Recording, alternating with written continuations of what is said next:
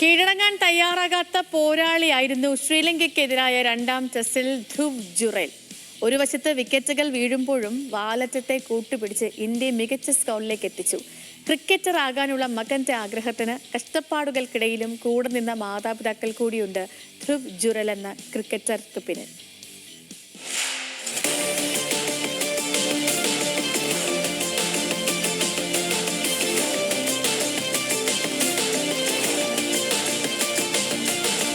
പട്ടാളക്കാരന്റെ ധൈര്യവും അച്ചടക്കവും പ്രതിരോധവും ലങ്കയ്ക്കെതിരായ രണ്ടാം ഇന്നിംഗ്സിൽ ധ്രുവ് ജുറേലിന്റെ ബാറ്റിൽ കണ്ടത് പിതാവിനെ ഓർമ്മിപ്പിക്കുന്ന പ്രകടനം.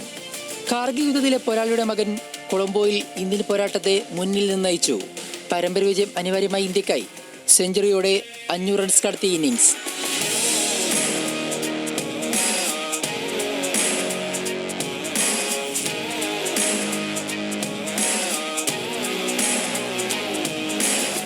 പിതാവിൽ നിന്നും ഒളിച്ചു ക്രിക്കറ്റ് കളിച്ച ബാല്യമായിരുന്നു ജുറേലിൻ്റേത്.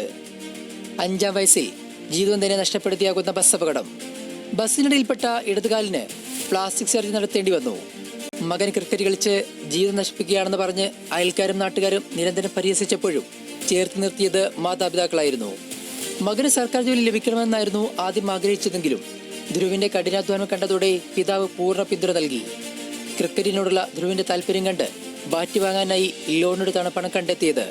ജുറേലിന് ക്രിക്കറ്റ് പരിശീലനത്തിനായി ക്രിക്കറ്റ് കിറ്റ് ആവശ്യമായി വന്നപ്പോൾ അമ്മ രജനി സ്വർണ്ണമാല വിറ്റ് 6000 രൂപയ്ക്ക് ക്രിക്കറ്റ് കിറ്റ് വാങ്ങി നൽകി. തന്റെ നേട്ടങ്ങൾക്ക് പിന്നിൽ മാതാപിതാക്കൾ നൽകിയ ത്യാഗങ്ങളാണെന്ന് ധ്രുവ് പലപ്പോഴും അഭിമുഖങ്ങളിൽ പറഞ്ഞിട്ടുണ്ട്. ശ്രീലങ്കയ്ക്കെതിരെ സെഞ്ചുറി നേടിയ ശേഷമുള്ള ആഘോഷത്തിൽ ജയ് ജവാൻ ജയ് കിസാൻ ആഘോഷം നടത്തിയതും ഇതിന്റെ ഭാഗമായിരുന്നു.